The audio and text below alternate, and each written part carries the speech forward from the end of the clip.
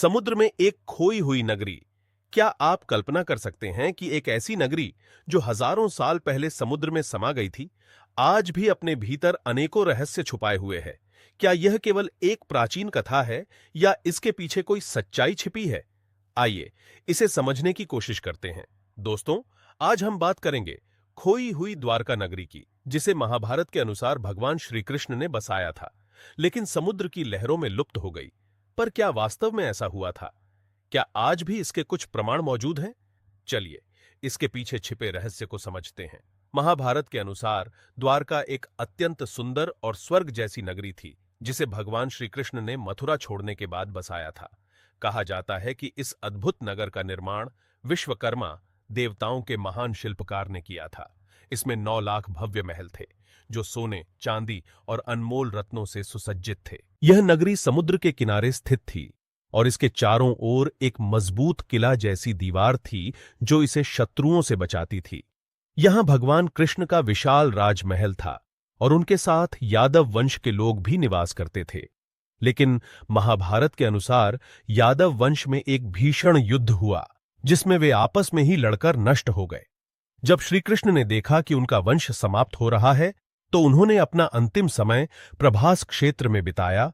महाभारत के अनुसार श्री कृष्ण के लोकांतरण के तुरंत बाद एक भयंकर सुनामी आई और पूरी द्वारका नगरी समुद्र में डूब गई। क्या यह केवल एक कथा है या इसके पीछे कोई वैज्ञानिक प्रमाण भी हैं? सैकड़ों वर्षों तक लोग द्वारका को केवल एक पौराणिक कथा, मिथक मानते रहे। लेकिन 20वीं सदी के अंत में एक ऐसी खोज हुई जिसने सभी को हैरान कर दिया।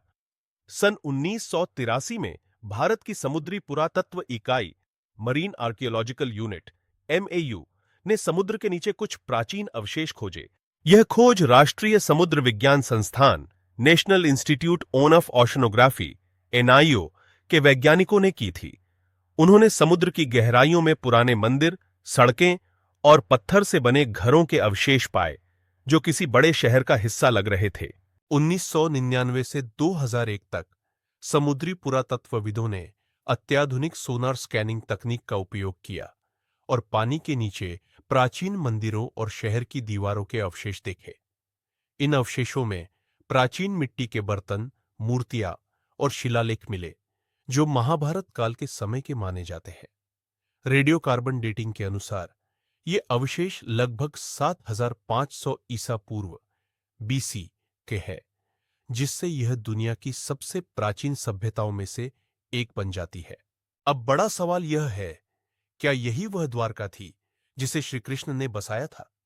कुछ इतिहासकारों का मानना है कि यह एक प्राचीन सभ्यता थी जो किसी प्राकृतिक आपदा के कारण समुद्र में समा गई। लेकिन हिंदू धर्म के अनुसार यह वही द्वारका है जहां श्री कृष्ण का राज्य था। वर्तमान में गुजरात में एक नया द्वारका शहर स्थित है, जहां द्वारकाधीश मंदिर स्थित है। यह मंदिर 2500 वर्ष पुराना माना जाता है और हर साल लाखों श्रद्धालु यहां भगवान कृष्ण के दर्शन करने आते हैं। लेकिन समुद्र के नीचे मिले अवशेषों की वास्तविक कहानी आज भी एक रहस्य बनी हुई है। क्या हम कभी इस रहस्य को जान पाएंगे? आपका क्या विचार है?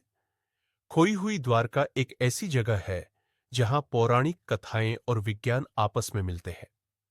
आपको क्या लगता है, क्या द्वारका सच में समुद्र में डूब गई थी या इसके पीछे कोई और सच्चाई छिपी है? अपनी राय कमेंट में जरूर बताएं। अगर आपको यह कहानी पसंद आई हो तो लाइक और शेयर करें।